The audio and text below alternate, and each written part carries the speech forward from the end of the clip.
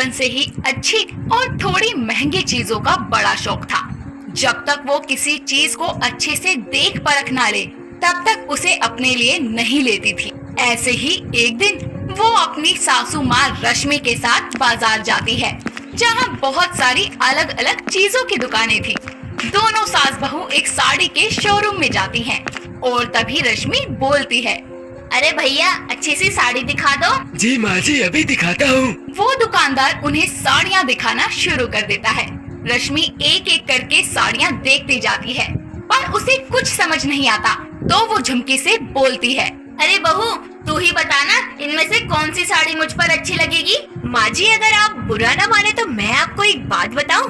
बोलना, क्या बात है। इनमें से एक भी साड़ी आप पर अच्छी नहीं लगेगी, और इनका फैब्रिक देखिए कितना घटिया है, बिल्कुल भी अच्छा नहीं है। तो क्या हुआ बहू, मुझे तो घर में ही पहनकर रहना है, कौन सा बाहर जाना है। फिर भी माँ जी, आपका भी कोई स्टैंडर्ड है, क्लास है, समाज में कोई इज्जत है।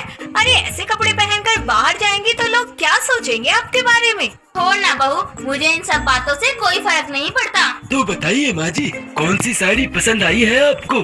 सभी साड़ियों में से रश्मि एक नीले रंग की प्रिंटेड साड़ी निकालती है और दुकानदार को देते हुए उससे बोलती है, ये लो भैया, ये वाली पैक कर दो। बस एक ही साड़ी? हाँ, फिलहाल तो एक ही चाहिए थी, तुम इसे ही पैक कर दो। ठीक है माँ जी। दुकानदार साड़ी पैक करके रश्मि को देता है और उससे बोलता है, माँ जी आपके कुल मिलाकर हो गए 1250 रुपए। ठीक है। एक मिनट भैया, अभी बिल मत बनाना। ऐसा कहकर झुमकी रश्मि को साइड में ले जाती है और उससे बोलती है, ये आप क्या कर रही हैं माँ जी? क्यों, क्या हुआ। 1250 रुपए मांग रहा है वो इस साड़ी के। हाँ तो क्या हुआ। नहीं माँ जी, आप इस घटिया से साड़ी के लिए इतने सारे पैसे नहीं दे सकती। छोड़ ना बहू, आज ले ली, आगे से नहीं लूंगी। झुमकी से ऐसा बोलकर रश्मि दुकानदार को पैसे दे देती है और साड़ी लेकर वो दोनों वहाँ से अपने घर वापस आ जाती है। घर आने के बाद झुमकी एक बार फिर अपनी सास से बोलती है, सच में माँ जी, आज आपने ना घाटे का सौदा किया एकदम। बहू तू अब भी उसी बात को लेकर बैठी है। छोड़ ना, अब जो हो गया सो हो गया, जा तू मेरे लिए खाना बना कर ले आ। ठीक है माँ जी। झुमकी रश्मि और अपने लिए खाना बनाने के लिए किचन में चली जाती है और खाना बनाने लगती है।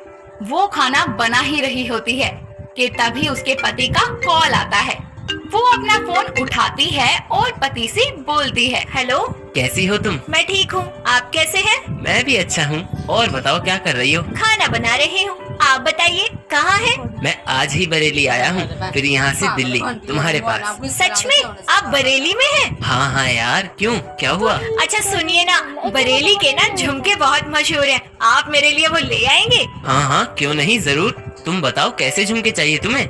मुझे ना हैंडमेड झुमके चाहिए, वो भी अच्छी क्वालिटी के। ठीक है, मैं ले आऊँगा। अब मैं रखता हूँ, अपना और माँ का ख्याल रखना। और जी आप भी, बाय। झुमकी कॉल कट कर देती है और खुद से बोलती है, ओए बल्ले बल्ले, मैं जब बरेली के झुमके पहनूंगी, जब मैं झुमके पहनकर अच्छी सी साड़ी पहनकर बाहर निकलूंगी ना, मोहल्ले की औरतें तो मुझे देख देख कर जल जाएंगी, कितना मजा आएगा। खुद से बातें करते करते वो खाना भी बना लेती है, जिसके बाद अपनी सास के लिए वो खाना लेकर उसके कमरे में जाती है और उन्हें खाना देते हुए बोलती है, ये लीजिए माँ जी, खाना खा लीजिए। अरे बहू क्या बात है, तू बड़ी खुश नजर आ रही है, क्या हुआ है। कोई बात नहीं माँ जी, मैं तो बस यूँ ही। पर मुझे तो कुछ और ही लग रहा है, बता मुझे, कहीं ऐसा तो नहीं कुंदन वापस आ रहा हो। जी माँ जी, वो वापस आ रहे हैं, और आपको पता है वो मेरे लिए बरेली से झुमके लेकर आ रहे हैं, वो भी हैंडमेड। अरे वाह बहू, क्या बात है, तेरे तो मजे ही आ जाएंगे।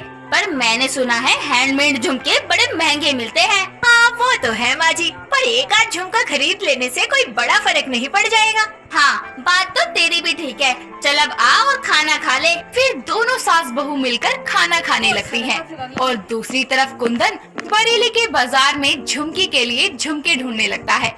वो कई सारी दुकानों पर जाता है, लेकिन उसे सिर्फ मशीन से बने हुए झुमके ही मिलते हैं। अब वो थोड़ा परेशान होने लगता है और खुद से बोलता है, अब मैं क्या करूँ, कहाँ जाऊँ हैंडमेड झुमके ढूंढने के लिए? कुंदन को जब कुछ समझ नहीं आता तो वो अपना फोन निकालता है और गूगल पर हैंडमेड झुमकों की दुकान खोजने लगता है। गूगल पर ढूंढने के बाद कुंदन को पता चलता है कि पुरानी बरेली के बाजार में हैंडमेड झुमके मिलते हैं। तो अब कुंदन पुरानी बरेली के बाजार में जाता है और वहाँ एक दुकान पर जाकर दुकानदार से बोलता है। Excuse me, yes sir. मुझे झुमके चाहिए, वो भी हैंडमेड। क्या आपके यहाँ मुझे वो झुमके मिल जाएंगे? क्यों नहीं सर, हमारी स्पेशलिटी ही यही है। ग्रेट, तो फिर मुझे दिखाना शुरू कीजिए। दुकानदार एक एक करके कुंदन को झुमके दिखाना शुरू कर देता है। कुंदन को सभी झुमके बहुत पसंद आते हैं और वो दुकानदार से बोलता है। यार, आप मुझे इतने अच्छे अच्छे झुमके दिखाए जा रहे हैं, मैं कौन से खरीदूं कुछ समझ नहीं आ रहा। अच्छा तो एक बात बताइए, क्या ये आप अपनी वाइफ के लिए ले रहे हैं? जी हमारे पास एक स्पेशल कलेक्शन भी है सिर्फ वाइफ के लिए, मैं आपको अभी दिखाता हूँ। ठीक है, दिखाओ। दुकानदार कुंदन को कुछ अलग से झुमके दिखाता है जिनका प्राइस थोड़ा ज्यादा तो जरूर था, पर देखने में वो सबसे अलग थे।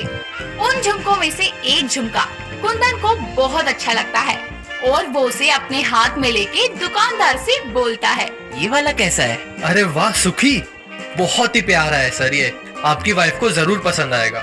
सच में? तो यही खरीद लूं? जी सर, ये बहुत बेशकीमती होता है, हर कोई इसे नहीं पहनता। आप अपनी वाइफ को यही गिफ्ट कर दीजिए। ठीक है, तो 2 पेयर पैक कर दो। ठीक है सर। दुकानदार 2 जोड़ी झुमके पैक करके कुंदन को देता है और उससे बोलता है। ये लीजिए सर आपके झुमके, अब आप मुझे 1400 रुपए दे दीजिए। ठीक है। कुंदन दुकानदार को पैसे दे देता है और झुमके लेकर दुकान से बाहर आकर खुद से बोलता है। झुमकी को ये झुमके बस पसंद आ जाए। 1 बज गया, मुझे जल्दी करनी चाहिए, नहीं तो मेरी फ्लाइट मिस हो जाएगी। इसके बाद वो टैक्सी पकड़कर जल्दी से एयरपोर्ट जाता है और अपनी फ्लाइट में बैठकर दिल्ली वापस आता है और आकर सीधा अपने घर जाता है। घर जाने के बाद वो सबसे पहले अपनी माँ से मिलता है और उनसे बोलता है। कैसी हो माँ आप? मैं तो अच्छी हूँ बेटा, तू बता। मैं भी अच्छा हूँ माँ। झुमकी कहाँ है? वो तेरे लिए रसोई में खाना बना रही है, जा उससे मिला। कुंदन किचन में चला जाता है और जाकर झुमकी के गले लगता है, जिसके बाद वो उससे बोलता है। कैसी हो तुम? आप कैसे हैं? तुम्हारे बिना कैसा हो सकता हूँ। अच्छा देखो, मैं तुम्हारे लिए झुमके लेकर आया हूँ। कुंदन उसे झुमके दिखाता है। उन्हें देखकर झुमकी बहुत ज्यादा खुश हो जाती है और कुंदन से बोलती है। थैंक यू सो मच, कितने सुंदर है ये झुमके। वैसे कितने के हैं ये? ज्यादा महंगे नहीं है, बस 1400 के हैं। क्या इतने महंगे? Thank you so much. तुम्हारे सामने तो कुछ भी नहीं है। जब तुम इन्हें पहनकर बाहर जाओगी तो लोग तुम्हें ही देखते रह जाएंगे। इसके बाद झुमकी उन झुमकों को पहन लेती है और वो बहुत सुंदर लगती है, जिसके बाद झुमकी का झुमकों के लिए प्यार और ज्यादा बढ़ जाता है। वो आए दिन नए नए तरह के झुमके खरीदा करती और पहना करती। उसने खुद का एक मिनी स्टोर खोल लिया था और अब झुमके वो सिर्फ पहना नहीं करती बल्कि उन्हें बेचा भी करती और खुद की आमदनी भी कर लिया करती। सुशांत एक जॉइंट फैमिली में रहता था अपने ताऊ की फैमिली के साथ। कुछ समय बाद बीमारी के कारण सुशांत के पिता की मृत्यु हो गई, जिसके बाद उसके ताऊ ने पूरे घर पर कब्जा कर लिया और सुशांत और उसकी माँ माया को एक छोटा सा घर दे दिया। माया और सुशांत ने अपने हक के लिए बहुत बोला, लेकिन कोई फायदा ना हुआ। ये परिस्थिति देखकर सुशांत अपनी माँ से बोलता है। मम्मी, आपको पेपर्स पर साइन नहीं करने चाहिए थे। आपकी एक गलती की वजह से हम रोड पर आ गए। इस छोटे से घर में कैसे रहेंगे? बेटा, मुझे नहीं पता था ये लोग इतने निर्दयी निकलेंगे।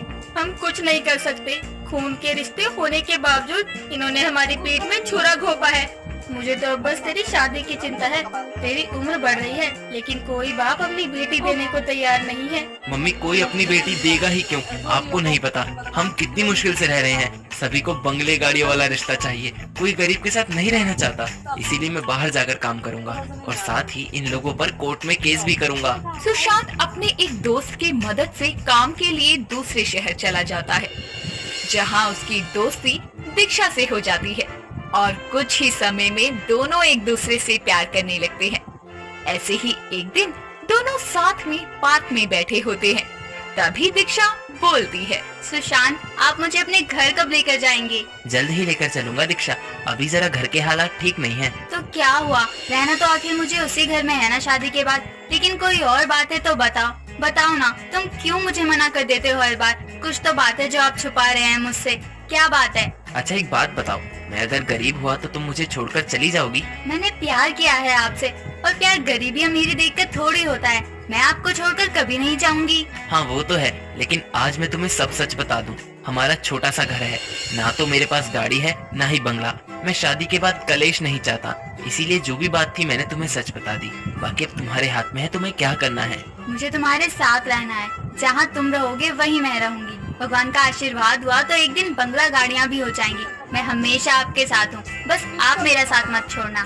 कभी नहीं, जिसने मेरी पूरी दुनिया बना दी, मैं उसका साथ कैसे छोड़ सकता हूँ। तुमसे मिलने के बाद मेरी नौकरी पक्की हो गई, इससे अच्छा क्या हो सकता है। मैं जल्द ही अपनी माँ से हमारी शादी की बात करूँगा। ऐसे ही वक्त गुजरता है। सुशांत और दीक्षा अपने अपने घर में एक दूसरे के बारे में बात करते हैं, जिसके बाद